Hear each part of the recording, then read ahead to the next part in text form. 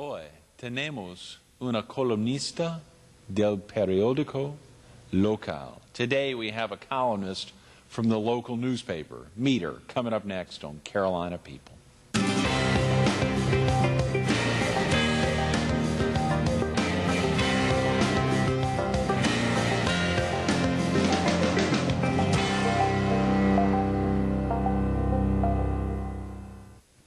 Good morning.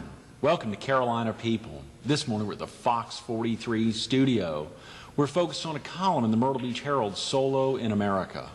And we're visiting with its columnist, Min Alexander. Good morning, Min. Good morning, Greg. Thank you so much for coming in. Thank you so much for having me. Particularly to kick off National Women's Month, I think, which kicks off today. That's correct. That's correct. And we'll be writing about Hispanic women all next month. Get down. So you're going to commit all of... The next weeks, two of the columns for March will be, not the first one, this week's. Yeah. This week's will be about Radio Latina. Oh, wow. The AM station that airs Saturdays and Sundays and plays Hispanic music. But after that, the next articles will be about famous Hispanic women. Hispanic women. And, you know, of course, a lot of folks, they think in their minds Spanish women. And, of course, you say Hispanic women. Is it because Spanish women would be from Spain, or? It's all semantics. Spanish, to me, would mean from Spain. Hispanic means of Spanish background, or would be Spanish-speaking, except that there are some Hispanic women who do not speak Spanish. Huh. That's a good point. Did you know that? That's right. That's right. They were born in the United States, and their parents didn't keep the culture, and they learned language in schools. They came home, and they did not speak Spanish at home. They lost it. But they're still considered Hispanic. They still consider themselves Hispanic. We're very proud about that. Yeah, I wonder how many folks who don't speak the language but know of their origins, and if it's difficult for them not to yearn to speak Spanish, or do they? What are some of those inner thoughts there? Is there kind of a desire to turn away from it a little bit? It's very difficult to generalize. When you're young and you're a teenager, you want to be like everybody else. So if you're in this country and you're the minority, you yearn to be like the Vogue and the Bazaar and the blue-eyed blonde California blonde, and you want to say you all if you're from the South or whatever if you're from New York. But as you get older, your parents are, especially if it's your mother who is your Hispanic parent, they're going to instill in you a love for your culture. And one day you will wake up and you'll realize that all of that she said has taken ground, and you really are proud of what you are, and that's part of growing up. How exciting, Min. Now, did that happen with your children? Did you see signs of that, or did they embrace it at an early age? Well, my children, you know, I was married to their father is North American. Okay. Yes. And therefore we spoke English at home. They learned English at school. We were living in the suburbs of Philadelphia. Right. But I sent my daughter home every summer to spend the whole summer with my mother. In Puerto Rico. With her grandmother in Puerto Rico.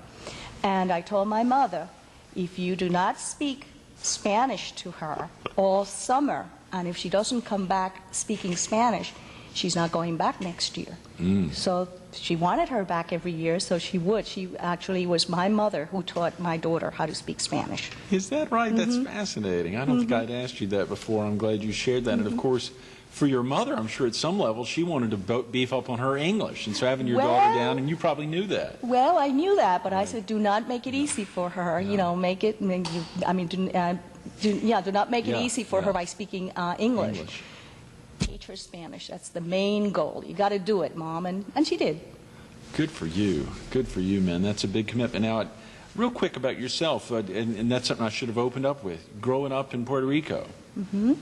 I grew up in Puerto Rico, but when I was in ninth grade, my father said she goes to the United States to learn English. So I had two older sisters, and he wanted me to finish college, university here in the United States. And my two older sisters had, after their sophomore year in college in Miami, would say, oh, we're having difficulty because we don't understand the language. So, of course, I gained, I guess, through all that. And I was sent away to high school, so I wouldn't have that as an excuse. So I went away to high school in Niagara Falls, New York. It was a boarding school. I would go home for Easter, Thanksgiving, Christmas, and summer.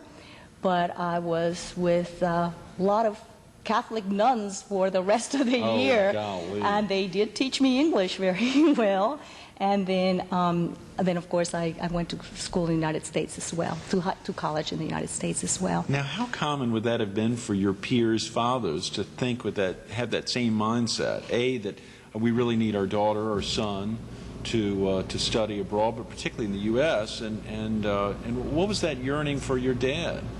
My dad was a businessman, and my dad started his career in New York. And my dad had not finished the university. So for him, finishing college graduation was very important. So I guess he would live vicariously through me.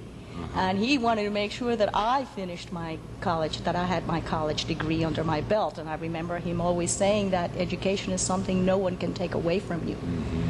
And I want you to finish this. So if it means you go away to high school to learn English really well so you won't have the excuse your sisters had, then that's what we're going to do. And that's what he did.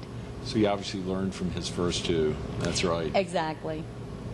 So I learned English, and then I wanted to go to the University of Puerto Rico because I'm very patriotic, you see. Yeah. And yet my father was very North American, United States patriotic. My mother used to jokingly call him Eisenhower. Really? Oh. He had a great love for the United States, and he has instilled this in me, even though when you're young you want to be, I guess in your case, North Carolinian or South Carolinian above everything else. In my case, I was Puerto Rican and proud of it. I'm still Puerto Rican and proud of it. But I've learned from him his love for this United States of America, which is a great country and which I am very happy to be a part of. Absolutely, man. Do you mind me asking, are your folks still living? No, both my mom and dad are dead. How about your sisters? Do they ever get up to the States to visit, since they had spent that little time in Miami and had to get back to their boyfriends? They were, I don't know, let me see how we put this. One was 12 years older than I am, and she has passed as well. Okay. But the one who is 8 years older than I am, she lives in Puerto Rico. Everybody in my family lives in Puerto Rico but me. And I guess that's the price my dad had to pay. So I married a North American, and then he would have to come here to visit me. Yes, that's hilarious. Golly, man. Now, what brought you down to the Grand Strand area? And, of course, you know the bulk of our viewers are in the PD and southeastern North Carolina, so many of them may not be Herald subscribers. Of course, we'd love to get them on board, but particularly to read your column and to see so many other columns, but it's important to share what actually brought you down to the Myrtle Beach area. I came here to retire. Huh. The last 10 years of my husband's working career, we went to different states to determine where we wanted to retire. And we knew it was going to be south. I did not like the snow, and I love the ocean. So we kind of knew that, and it was going to be Beaufort. But then my daughter had finished medical school, and she interviewed with Grand Strand Medical Center, and she decided to come here. And then I took a drive from Beaufort to Myrtle Beach, and it was 5.5 hours drive and about a dozen diaper changes for my grandbaby. And I said, this is too far. She has 4 daughters. So so then we decided, okay, we're gonna do it here. Forget Beaufort, and we're here, and we love it here. I'm very, very glad. I think maybe happier to be here because there's so many things to do as opposed to, Beaufort is beautiful, but here is more active and fun. And obviously, your daughter now is a built-in babysitter, and surely the 4 girls. Although you stay pretty dang active, man. Well, she doesn't use me a whole lot as a babysitter. They're really good, great Christian parents, and they very seldom. It has to be an emergency or something very, very, very important, which makes it nice for me because when they do ask me to babysit, it's like a party time for me. Isn't this wonderful? We have pizza and ice cream, and the kids love me, but it's not a chore. It's fun. That is exciting, man. Now you have how many? You have how many children do you have? I have two children. Two, my daughter okay. Karen Right. and my son Jimmy. And Jimmy stayed in Philadelphia. He's still He's up a in that safety area. engineer. Yeah, he lives in outside of Philadelphia in Phoenixville. Do you and Raymond get up there at all to visit, or? Well, Right. about a month ago, funny you asked, I was asked to MC the retirement party of the man who was the director of a community-based organization, a Hispanic community-based organization I started there called Aclamo. And I had hired this guy, so when it was time for him to retire 27 years later, he Oh, said, I yeah. want men to be here. So we went, and it was in Norristown, Pennsylvania, so of course we went to see my son. So, and he comes here. He comes here. He does, Yeah, sure. he likes to see his nieces. I bet he does. I mean, his nieces? Yes, they are his nieces. His nieces, that's Yes. right, that's right. Yes. And see Mama, that's exciting. Well, of course, to think 27 years ago, men, founding an organization in the Philadelphia area, of course, one particularly, and we haven't gotten into a Latino Americanos in action yet, but this is probably a good segue. Even down here, having set up, when you came down to kind of semi-retire, as you say, in quotation marks, to find an area to slow down a little bit, you still got active, and of course have expanded your own I ideas. can't into- help it. When I was growing up, my mother worked for judges and attorneys, and my father was, as I said, a great American. My mother was more of an independentista. She was more like the island to be independent, and those were our arguments at dinner time. So it seemed to me like they were always wanted to fix things, and justice, social justice was an issue at my dinner table almost every night. So I can't help it. I want to make communities work for each other, and I guess this is why I've been in the business of community organizing. You got your degree at Bryn Mawr there in the Philadelphia area. I got my master's degree there, and Oh, I your got master's was there. Yes, and I got my undergraduate degree at Chestnut Hill College, also outside of Philadelphia. So you spent a good while in Pennsylvania. I've spent more time in Pennsylvania than I did at home. Really anywhere else. Yeah. That's fascinating. And of course, you mentioned that your two sisters were 8 and 12 years older, and so much of that social conversation at the dinner table is really being held between your parents and you. Yes. I suspect. Yeah, my sisters were very popular too, so they would eat and run. Right. And then I would hear my parents arguing about things like social justice and Yeah. about the United States versus freedom for the island. And my father said, those days are long gone, honey. It's not going to happen. We belong to the United States, and we should be happy that we belong to the United States. Otherwise, we would be a mess, like other Latin American countries. Your mother wasn't as receptive as your dad to that. No, not to the Americanization Yeah. of her life. Yeah. How exciting, man! So your master's degree was in social work there Yes. at Bryn Mawr, and then how quick did you get in and begin getting your hands dirty? Right away. Immediate. My very first job was as a caseworker in the Montgomery County Department of Public Welfare, and I quickly saw that that's a vicious circle. I was given all the, because of my linguistic skills, I was Yeah. given all the Hispanic and all the, mostly Puerto Rican at that time, clients, and I just made it my mission to get them out of that vicious cycle. Because my idea is not welfare. My idea is you do not give someone a fish, you teach them how to fish. And I started organizing the Hispanic community there to that end, so that we could help ourselves. And I had a very wonderful mentor and a supervisor who pushed me along and said, you need to do this. I know that you are doing this Saturdays and Sundays and evenings and everything. Those 2 days that you are out in the field, if you only do your 9 families like everybody else does, you don't have to do 18, man. Just do 9, and then you can go out and translate and interpret in hospitals, courts, et cetera, on our time. It's okay. So that way I got a very broad look at social services and Right. kind of got to know exactly what all agencies, the different agencies did, and was able to help people that way, and that's why I started Aclamo. Then I did too, I was a VISTA member in Missouri, and I did too there too. Is that right? Yes. You formed 2 other groups there. 2 other groups there, and to the best of my knowledge, I haven't been in touch with anybody there for over a year now, but to the best of my knowledge, they keep going. Not as successfully nor as fast as Aclamo. Aclamo, I guess, was my prize. And for viewers who may not be familiar with Spanish, does Aclamo stand? Aclamo means acclaim, but it stands for Acción Comunal Latinoamericana de Montgomery County, which means Latin American Communal Action of Montgomery County. It's an acronym for that. Yes, which is a great acronym there. And of course, this is almost 3 decades ago, man. As you think back 3 decades ago and you think of the Hispanic population there, which I think you said was primarily Puerto Rican, and now being in a community like Myrtle Beach, fast forward 3 decades, and to see the populations has the Mexican or the Hispanic community out of Mexico really... Absolutely. Actually, though, when I went back to Philadelphia, or outside of Philadelphia, about a month and a half ago, I guess, I found out that their community too has changed. It was no longer the majority Puerto Rican, it is the majority Mexican there as well. So if 30 years later I would have been organizing Mexicans, so here I am in South Carolina advocating for the majority primary Mexican community here. Now, would that be indicative of most all communities on the East Coast, or you would tend to think because of the straight shot, let's say from Puerto Rico right up, into Miami and the north, that there would be a good influx there? Is it just because of the large population centers in Mexico feeding in? What would be the prominent reason that...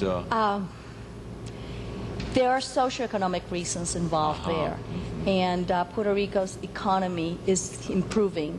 Therefore, less people may be leaving.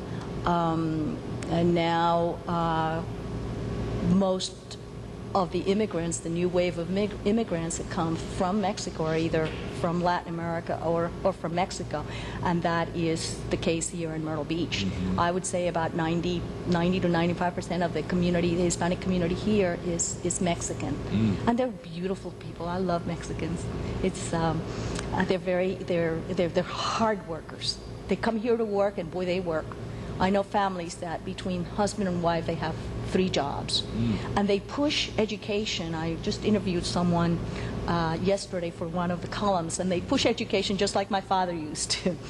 And their family values are just like my father's family values. Strict and holding you close, not as liberal perhaps as the North American communities here. And they're picking that up at an early age in Mexico and bringing them with them wherever they would go. Well, in Mexico, most of the folks here that are from Mexico are men. So you see the majority are men. And then after they've been here for a while, they save enough money to send for their families. The wives first, and the kids stay maybe with the grandparents until they can afford to bring them. And that's how it's working. But so far, the majority of the Mexican people that are here are men.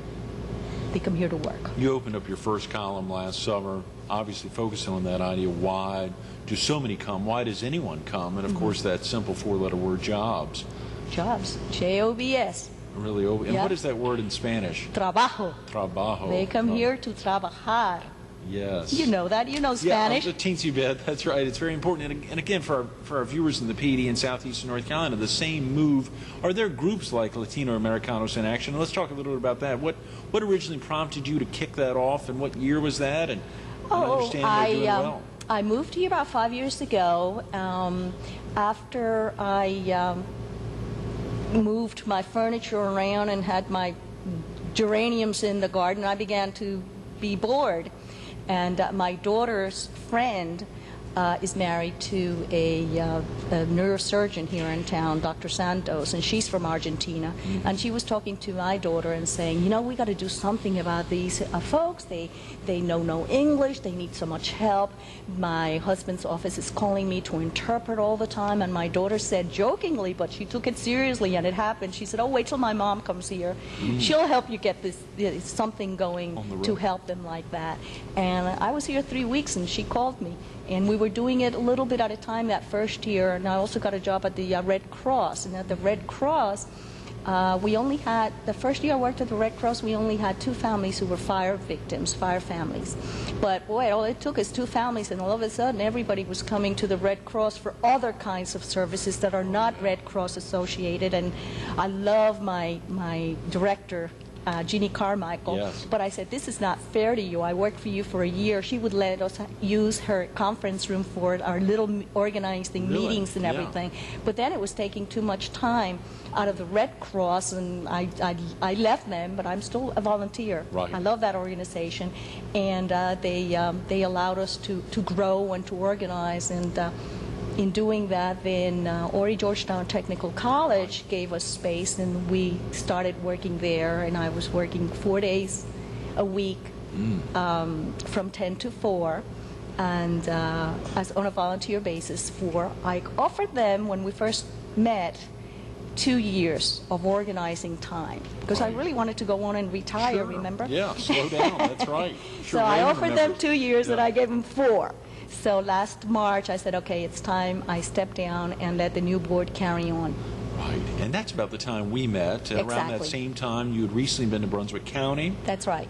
with the early, and share with viewers a little bit about what kicked off there and what you all are trying to form now. I went to Brunswick County Community College at the invitation of the Mexican consulate to see what they have there, an educational program called a Plaza Comunitaria. So once I did that, then they invited me to go to Mexico to see how Plaza Comunitarias work in Mexico. And it was the first time that I went to Mexico not as a tourist, but as a guest. And it wasn't Cancun, it wasn't Acapulco, it wasn't Right. all those places, it was Michoacan. And it was actually Pátzcuaro, Michoacan. I wrote about Pátzcuaro I was about to in say, it's one of in, our columns. sure. And I saw what a Plaza Comunitaria could do in terms of education there for the folks who were unable to finish their education in Mexico.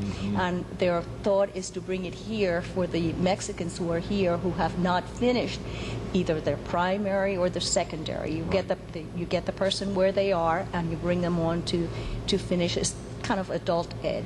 So Horry County Schools, I brought it to Horry County Schools, to Horry Georgetown Technical College, and to Coastal Carolina, the idea to these folks in Horry County Schools, because adult ed is the turf of the county schools, Right. has taken it on, and Joan Grimmett, at the direction of Jarita Postlewhite, they're taking it on, and I hope it'll be a reality here in Grandstand. How exciting, man, to see something like that move so fast. I Imagine think this was less than a year ago. you educate someone, you bring them on, and they will be a better employee here in the Grandstand. And if they leave, they still will have their education with them, because it's like my father says, education is something no one can take away from you.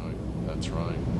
That's a great thing to learn at an early age. And of course, for viewers in the PD or southeastern North Carolina who want to see some of your older columns, we just have a couple of minutes, men. They can go to soloinamerica.com and they can get to one of the things we haven't yet mentioned, Susanna Russell, but they can get to your column to read it both in English as well And as in in Spanish. That's They right. can use it for education, and schools can use that column. That's exactly right. You And, wanna take and what that- I'm trying to do with that column is bring some cultural facets that may be some awareness-raising things for folks, and might be Absolutely. repetitive for others, but we'll take our chances. And of course, they can write here at, Yes. the Herald to let us know if they want us to cover some specific topic or Absolutely. something that I've missed. And you write for other publications in town, I believe, and do some I- other work. Of I course, we haven't write- talked about Language Links yet, but I write for Parenting News, but the Spanish version of Parenting News, Right. which is very new, called Padres.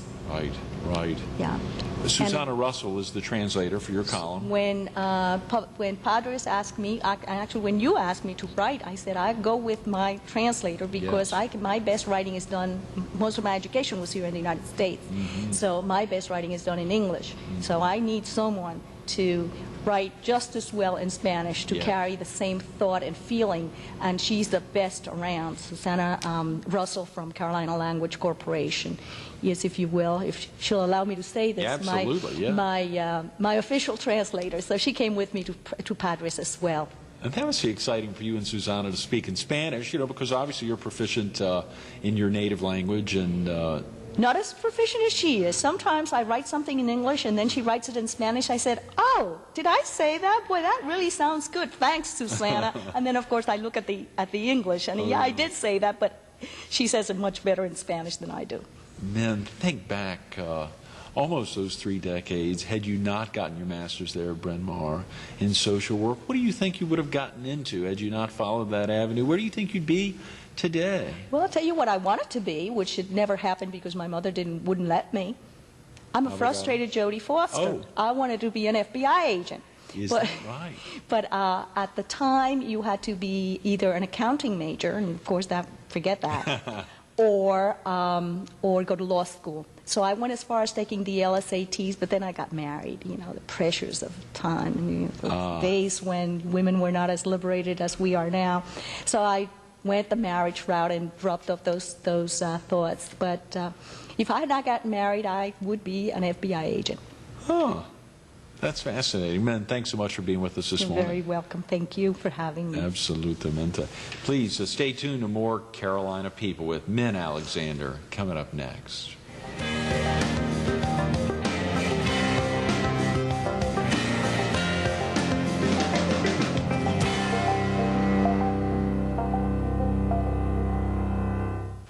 She shared the truth, la verdad, the inner side of so many folks who come to the area, who come here for one reason, as she talked about in her first column, for jobs.